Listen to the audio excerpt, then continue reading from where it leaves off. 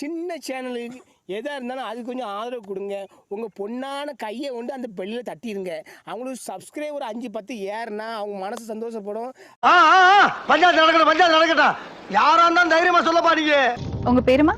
என் பேர் சங்கீதா மேடம். வாங்கம்மா. வீட்டுக்காரர் என்னம்மா பண்றாரு? கல்யாணம் ஆயிடுச்சா? ஆமாங்க.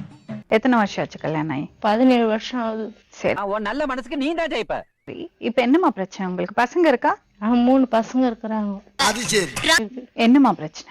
அந்த குடிமையை வாயாலே எப்படின்னே சொல்லுவேன். ஒரு பொண்ணுகிட்ட பேச்சுவார்த்தை ஆயிட்டு போயிட்டாரு. 17 மாசம் ஆகுது. ஆஹா அச்சரா. எனக்கு சின்ன ஒரு தலைவலினா கூட அவர் தாங்கவே மாட்டாரு. அப்படியேப்பட்ட மனுஷன் எப்படிதான் இருக்கிறாரோ தெரியல.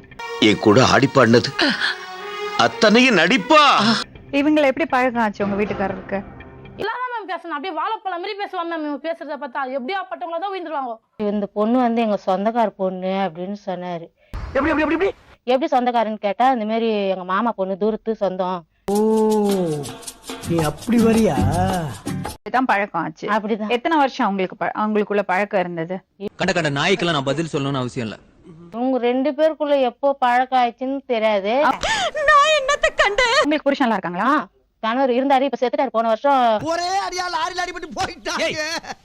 10ஆம் மாசம் 17ஆம் தேதி அன்னைக்கு செத்தாரு, புதன்கிழமை. நான் தான் இருக்கேன்ல. அதுக்கப்புறம் தான் இவர் அங்க போனாரா உங்க வீட்டுக்காரர்? அதுக்கு முன்னாடியே போயிட்டாங்க. அம்மா யாராவது முரட்டால ஓடிக்கிட்டு இருக்கா?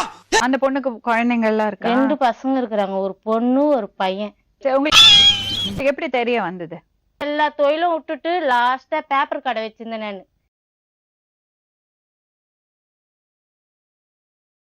அவ்வளவுதான். மத்தபடி நம்பருங்க எல்லாம் சேவ் பண்ணும், டிலே பண்ணும், இதெல்லாம் எனக்கு தெரியாது. அப்போ எங்க வீட்டுக்கு போன் பண்ணி தெரியாது,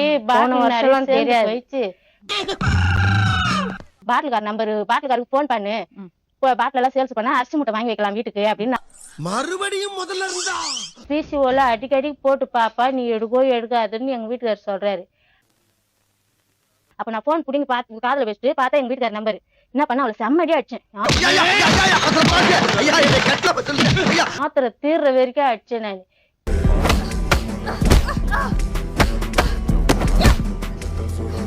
உங்ககிட்ட சொல்லிக்கிற கூட இருந்துனே குழி பறிச்சுக்கிறேன், நீ நல்லா இருப்பியா? நல்லாவே இருக்க மாட்டீங்களா? நல்லாவே இருக்க மாட்டீங்களா? நல்லாவே இருக்க மாட்டீங்க. மீண்டும் இவன் போன்ல வந்து எங்க வீட்டுக்காரர்கிட்ட பேசினான். ஐயோ மீண்டும் மீண்டுமா? அப்ப எனக்கு கோவம் அதிகமா ஆயிடுச்சு. நீ வேணுமே வேணாம், எனக்கு அவத்தான் வேணும், எனக்கு அவத்தான் வேணும்னு இவர் சொல்ல. உங்க வீட்டுக்காரர் என்ன என்ன எழவி அது? வாங்கம்மா. வீட்டுக்காரர் என்னம்மா பண்றாரு? இப்ப நாங்க என்ன செய்யணும் உங்களுக்கு? எங்க வீட்டுக்காரி எங்க கிட்ட வேணும், முழுசா வேணும். முடியாது. நீ கல்லாட்ட அடைங்க, நான் ஒத்துக்க மாட்டேன். இவ வந்து ஆட்டோ வேற வாங்கி குத்துக்கிறா போல. பண காசு வேணாம், என் புருஷன் எங்களோட வந்து சேரணும். அதெல்லாம் ஒண்ணும் பதறாத, எல்லாம் போக தெரியா போயிடும். நீ உடம்ப என்ன பாத்துக்கிட்டு அவனையும் சந்தோஷமா வச்சிருந்தாலும் நல்லா இருக்கும். அப்படி எப்படி பழக்கம் ஆச்சு அவர் புருஷனோட? அவங்க புருஷனோட எப்படி பழக்கம் ஆச்சு? அந்த கதையை எனத்துக்குப்பா கேக்குற.